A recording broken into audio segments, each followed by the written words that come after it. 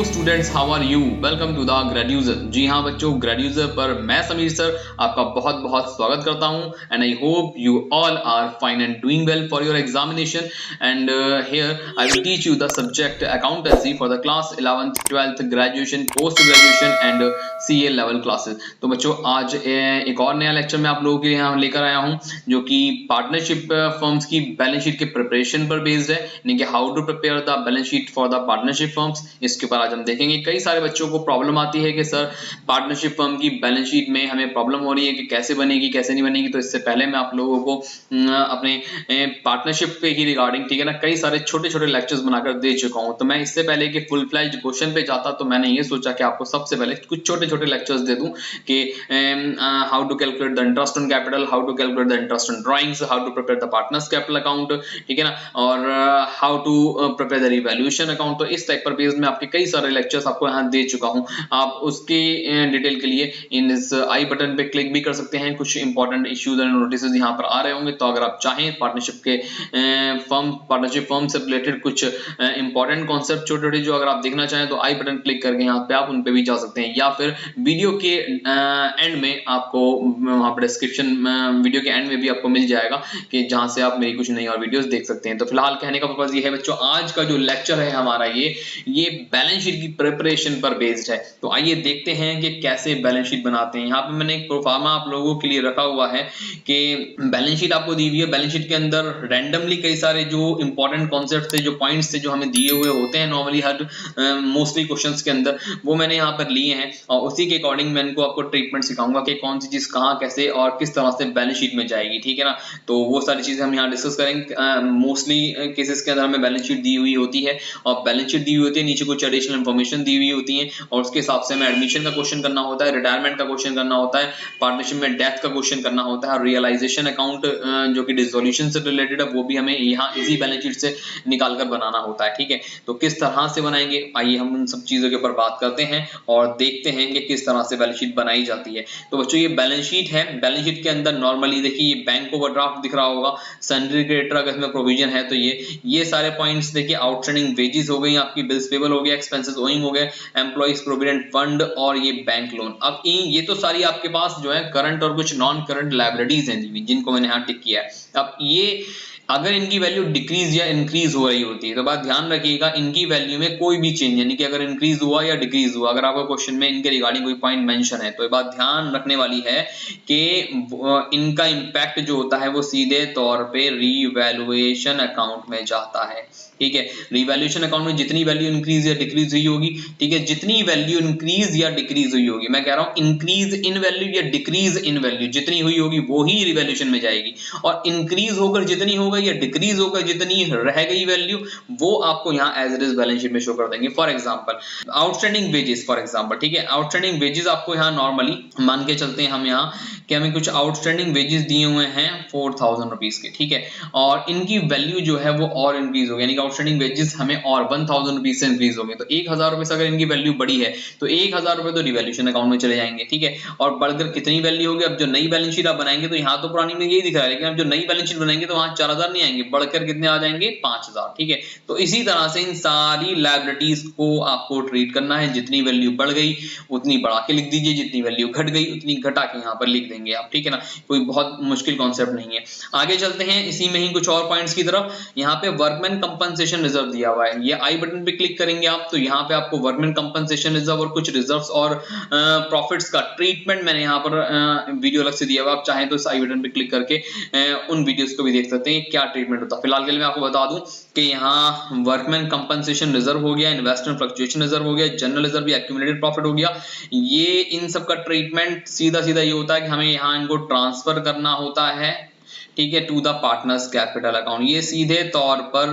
बच्चों पार्टनर्स के capital account में ट्रांसफर कर दिए जाते हैं, यानी कि इनके डिस्ट्रीब्यूशन की एंट्री हो जाती है। फिर ये यहाँ दिखाई नहीं देंगे, जब इनको ट्रांसफर कर दिया जाएगा तो अब नई बैलेंस शीट में आप इनको नहीं दिखाएंगे, ठीक है। लेकिन अगर आपने ट्रांसफर नहीं किया, इसकी एडजस्टमेंट एंट्री पास की है, जैसे कि आप इनके ऊपर बेस्ड जो अपनी वीडियो दी है उनमें डिस्क्राइब किया हुआ है मैंने वहां पर कि अगर एडजस्टमेंट एंट्री किस तरह से पास की जाती है, अगर आपको नहीं पता है तो इस आई बटन पे क्लिक करके वहां पे आप जा जा सकते हैं और देख सकते हैं इस वीडियो के अंदर कि एडजस्टमेंट एंट्री कैसे पास की जाती है। तो अगर एडजस्टमेंट एंट्री पास करनी होगी तो एज इट इज यहाँ शो किया जाएगा और इसका इम्पैक्ट पार्टनर्स कैपिटल अकाउंट में चला जाएगा बच्चों, ठीक है। तो ये इस तरह से, और कई बार यहाँ पार्टनर, जैसे फॉर एग्जांपल यहाँ एक्स और वाई, हमें यहाँ दो पार्टनर दिए हुए हैं जो कि मैंने यहाँ आपको पहले नहीं बताया, बट यहाँ पे मैंने अलग से मेंशन किया हुआ नीचे ही, ठीक है, कि एक्स और वाई का यहाँ पे पॉइंट दिया। फिलहाल के लिए मैं आपको बता दूं यहाँ पर कि एक्स और वाई जो हैं वो पार्टनर हैं, फॉर एग्जांपल 3:2 के लिए, ठीक है। मैंने पूरा सिनेरियो नहीं लिया, तो समझाने के लिए आपको बताया कि बैलेंस शीट किस तरह से यहाँ पर हम बनाएंगे, ठीक है। और अगर एक्स का लोन यहाँ दिया हुआ है तो कई बार ये भी होता है कि जो एक्स का लोन है, ठीक है, इसके बारे में क्वेश्चन में कई बार ये बात मेंशन की जाती है कि जो एक्स का लोन है वो उसकी कैपिटल में ट्रांसफर कर दिया गया है। यहाँ पर जो लोन दिया हुआ है आपको समझने की जरूरत है कि यहाँ एक्स का लोन लायबिलिटी साइड पे दिया हुआ है, ठीक है, मतलब एक्स से लोन लिया हुआ है, ठीक है ना। अब इसको या तो पेमेंट कर दी जाएगी, ठीक है, या इसके ऊपर इसको इंटरेस्ट दिया जाएगा, जो चार्ज अगेंस्ट प्रॉफिट पर बेस है, जो हमने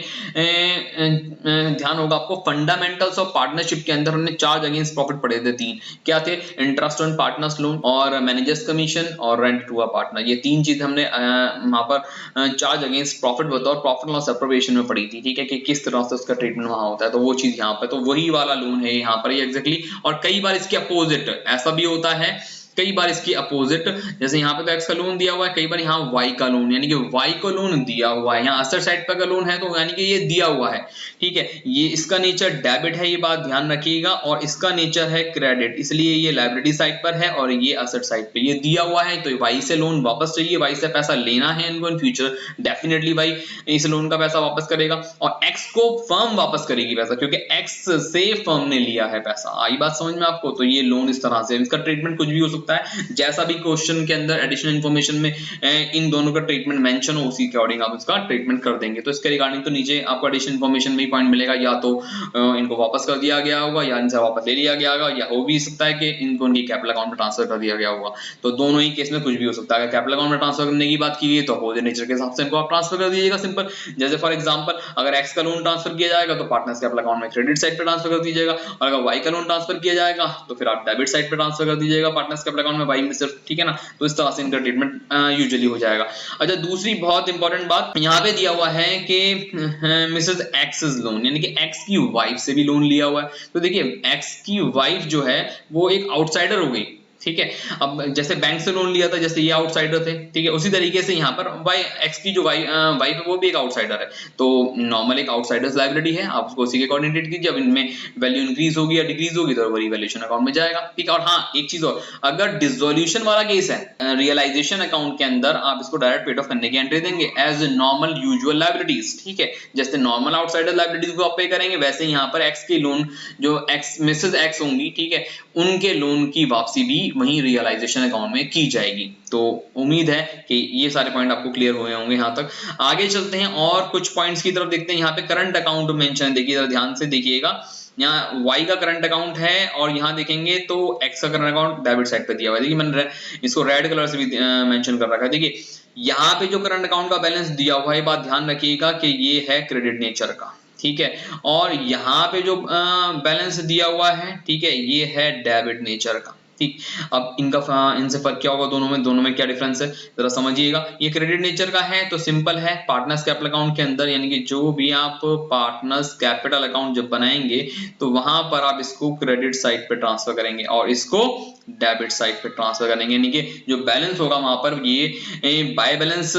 मैं मेंशन कर देता हूं यहाँ पर, इसको आप लिखेंगे बाय बैलेंस ब्रॉट डाउन, ठीक है, और इसको आप लिखेंगे टू बैलेंस ब्रॉट डाउन, ठीक है। तो बस ये फर्क होता है, यानी कि इनका नेगेटिव बैलेंस दिया हुआ है एक्स और वाई का। यहाँ पे एक्स का करंट अकाउंट है, वाई का करंट कैपिटल अकाउंट है। तो अगर करंट अकाउंट है तो इसका मतलब कैपिटल फिक्स्ड है, और कैपिटल फिक्स्ड है तो करंट अकाउंट आपको अलग बनाना होगा और कैपिटल अकाउंट को आपको अलग बनाना होगा। तो ये बात ध्यान रखिएगा, ध्यान से देख के चलने वाली बात है। तो आई होप कि लायबिलिटीज के सारे पॉइंट आपको समझ में आए होंगे कि इन सबका क्या क्या कैसे कैसे ट्रीटमेंट करना है, ठीक है। चलते हैं अपने कुछ असेट साइड की तरफ और देखते हैं। यहाँ अगर आप देखेंगे बच्चों तो cash in hand, cashier bank, sundry debtors जिसमें से प्रोविजंस लेस किए गए हैं, ये डाउटफुल डेब्ट का प्रोविजन है, डिस्काउंट का प्रोविजन है, ठीक है ना, bills receivable, closing stock, prepaid insurance, अगर ये सारे पॉइंट आपको दिए हुए हैं तो बात ध्यान रखिएगा इन सब के रिगार्डिंग अगर वो पॉइंट दिया हुआ है तो ये सिंपली रिवैल्यूएशन अकाउंट में जाएगा, यानी कि इनकी वैल्यू जो भी इंक्रीज हुई होगी या डिक्रीज हुई होगी तो उसका सीधा इंपैक्ट रिवैल्यूएशन अकाउंट में जाएगा, ये बात ध्यान रखनी है, ठीक है। तो कहने का मतलब ये है कि जितना इंक्रीज और डिक्रीज होगा वो रिवैल्यूएशन अकाउंट में, जो इंक्रीज और डिक्रीज होगी वैल्यू आएगी वो यहाँ। अच्छा सॉरी, एक चीज मैं आपको थोड़ा सा मैं रिपीट कर दूं, इन दोनों पॉइंट्स को हटा के, सॉरी इनमें से इन दोनों को हटा के, ठीक है ना, क्यों, क्योंकि ये तो बैलेंस शीट में जाएगा, इसका इंपैक्ट क्या होगा बिल्कुल लास्ट में इसको बताऊंगा मैं, आप यहाँ से इसको इस तरह से समझिए, मैं थोड़ा सा इसको और एक बार डिस्क्राइब कर दूं कि यहाँ पे जो वैल्यू है ना वो यहाँ पे जो हमें लेने हैं वो सिर्फ इनमें से है, ठीक है,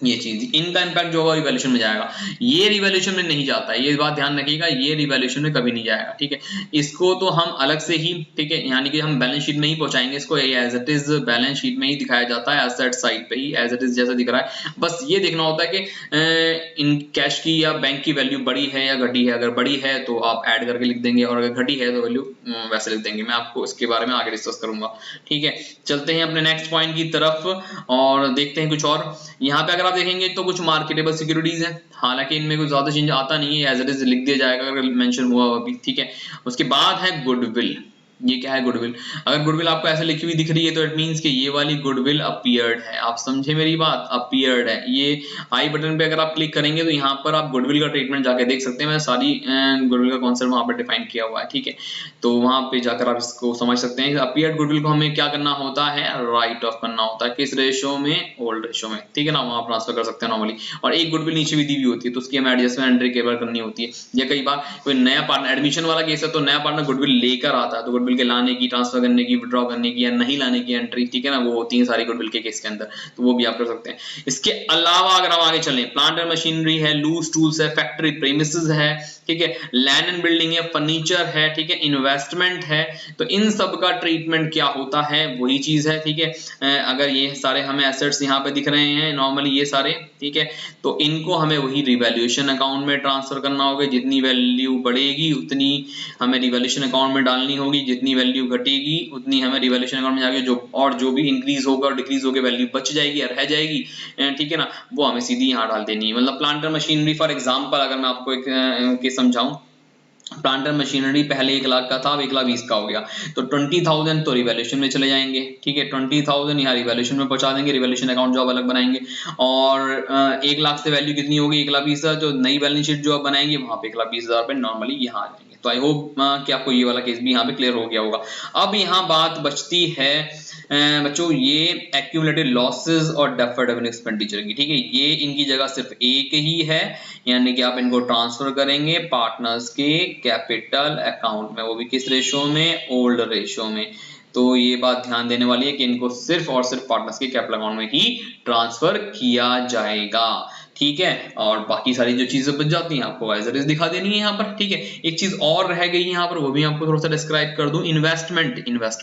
इन्वेस्टमेंट के लिए ये आई बटन पे अगर आप क्लिक करेंगे तो यहाँ इस इन्वेस्टमेंट के अंदर, ठीक है, यानी कि इन्वेस्टमेंट देखिए, एक इन्वेस्टमेंट फ्लक्चुएशन रिजर्व है, दिख रहा है आपको ये, तो इन्वेस्टमेंट में अगर कोई चेंज आता है, फॉर एग्जांपल मैं कहता हूँ 1 लाख रुपए की इन्वेस्टमेंट है, यहाँ पे कह रहा है कि उसकी वैल्यू मार्केट वैल्यू 90,000 होगी, तो 10,000 वैल्यू डिक्रीज हो गई, तो अब मैं पूरा investment fluctuation reserve partners capital में ट्रांसफर नहीं करूंगा, जैसे कि मैंने यहाँ मेंशन कर रखा था, दिख रहा होगा आपको, ये मैंने मेंशन कर रखा है, ठीक है, तो मैं पूरा 1 लाख रुपए ट्रांसफर नहीं करूंगा, मैं यहाँ पे जितना भी इन्वेस्टमेंट फ्लक्चुएशन फंड होगा, रिजर्व होगा, ठीक है, उसमें से ये 10,000 जो वैल्यू डिक्रीज हुई इन्वेस्टमेंट की वो हटाकर, यानी कि वो यहाँ ट्रांसफर करके इन्वेस्टमेंट में, बाकी का सारा मैं ट्रांसफर कर दूंगा। तो आप समझे मेरी बात, तो इस तरह से इन्वेस्टमेंट की वैल्यू जितनी डिक्रीज हुई होगी वो मुझे कहां से कंपनसेट करनी है, इन्वेस्टमेंट फ्लक्चुएशन रिजर्व में से कंपनसेट करनी है, ये बात ध्यान रखिएगा। बस बाकी एक लास्ट पॉइंट आपका बचता है और वो है यहाँ पर इसका, ठीक है, वो cash bank and cash in hand का। तो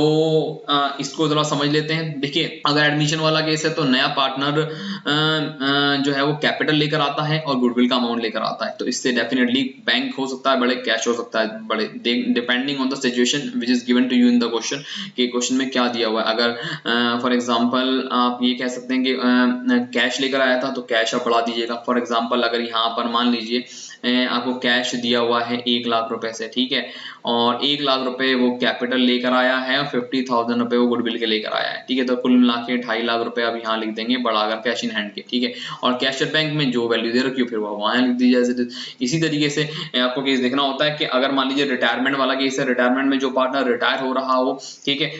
उसमें उस रिटायरिंग पार्टनर को आपने उसकी जो भी उसका बैलेंस बच रहा था वो आपने उसको पे किया है, ठीक है, जो भी उसका आउटस्टैंडिंग बैलेंस था एज ए पार्टनर वो आपने उसको पे किया, तब जाके वो उसको आपने रिटायर कर दिया, तो रिटायर हुआ तो जितना भी बैलेंस था आपने उसको पेड ऑफ कर दिया, उसका हिसाब खत्म कर दिया। तो अब यहाँ पेमेंट करते वक्त बैंक अकाउंट डिक्रीज होगा, तो मान लेते हैं 50,000 रुपीज का आपने उसको पेमेंट करी है तो बैंक अकाउंट डिक्रीज होगा, तो मान लेते हैं हम यहाँ पर अगर हमें 2.5 लाख रुपए की वैल्यू दी हुई है, 50,000 रुपए आपने उसको दे दिए, तो कितने बचे 2 लाख रुपए, तो बस यहाँ 2 लाख रुपए दिखा दीजिए माइनस करके, सिंपल। तो इंपैक्ट देखना होता है कि पूरे क्वेश्चन में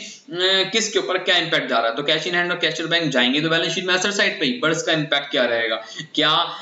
कैश कहीं बाहर से आया है, ठीक है ना, तो वो आप यहाँ पे ऐड कर लीजिए, क्या किसी को आपने एक्स्ट्रा कैश पे किया है तो वो माइनस कर लीजिए, दैट्स इट, बस कैश के ऊपर इंपैक्ट जाना होता है। तो ये बैलेंस शीट का सिंपल केस था, ठीक है, जिसको मैंने आपको यहाँ एक बैलेंस शीट के फॉर्मेट में समझा दिया कि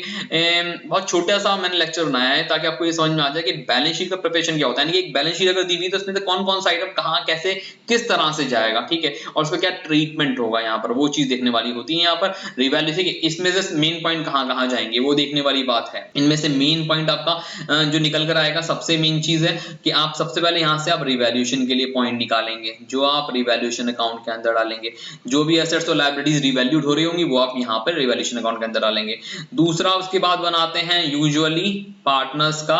कैपिटल या करंट अकाउंट, ठीक है, पार्टनर्स का कैपिटल या करंट अकाउंट अगर आप बना रहे हैं तो वो मैंने आपको चीजें बता दी, वर्कमैन कंपनसेशन यानी कि बैलेंस, आप इनका बैलेंस देखिए यहाँ से निकालेंगे आप, ये जो बैलेंस दिख रहा है आपको यहाँ पर, ये जो इनका बैलेंस है यहाँ, ठीक है, ये बैलेंस हो गया, ये बैलेंस हो गया, ठीक है, अगर इनका बैलेंस दिया हुआ है तो वो यहाँ पार्टनर्स कैपिटल अकाउंट के अंदर आप ट्रांसफर कर देंगे यूजुअली यहाँ पर, ठीक है, और इसके अलावा जो प्रॉफिट्स और रिजर्व्स यहाँ पर मेंशन है वो, जैसे प्रॉफिट्स और रिजर्व्स यहाँ पर ये ले लीजिए, ये प्रॉफिट्स और रिजर्व्स हैं यहाँ पर, ठीक है ना, ये रहे लॉसेज यहाँ पर, ये ने ट्रांसफर कर दीजिए पार्टनर्स कैपिटल अकाउंट के अंदर, ये ट्रांसफर हो जाएंगे, दैट्स इट, ठीक, और इसके अलावा कुछ और अदर इंपैक्ट दिया हुआ होता तो वो चीजें चली आती हैं वहां पर, दैट्स इट, ठीक है, और इसके अलावा लास्ट में जो बनती है वो हमारी बैलेंस शीट होती है, ठीक है ना, बैलेंस शीट के अंदर जो बच गया और जो चेंजेस के साथ गया, ठीक है, बैलेंस शीट में वो सारे पॉइंट चले जाते हैं। अब बैलेंस शीट में एक लास्ट पॉइंट और देखने वाला समझने वाला, इसके बाद हमारी ये लेक्चर फिनिश हो जाएगा। मैंने यहाँ पे बैलेंस शीट आपको डिस्क्राइब कर दी कि बैलेंस शीट के अंदर ये जो कैपिटल अकाउंट और करंट अकाउंट के बैलेंसेस है, ये जो कैपिटल अकाउंट और करंट अकाउंट के बैलेंसेस है,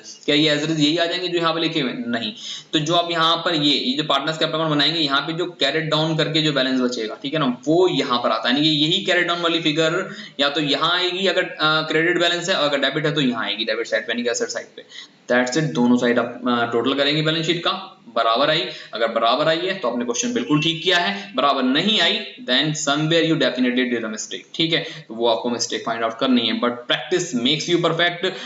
इन अकाउंटेंसी। तो बच्चों मैं आपसे वही कहूंगा कि प्रैक्टिस कीजिए जितनी हो सके, ठीक है। तो ये छोटे छोटे कॉन्सेप्ट मैंने आपको तैयार करके दिया है, मैंने कोई क्वेश्चन यहाँ नहीं समझाया आपको, सिर्फ ये समझाया है कि किस तरह से बैलेंस शीट में अगर कोई कॉन्सेप्ट दिया, बैलेंस शीट के अंदर जो वैल्यूज दी हुई होती हैं, ठीक है, इनको किस तरह से हमें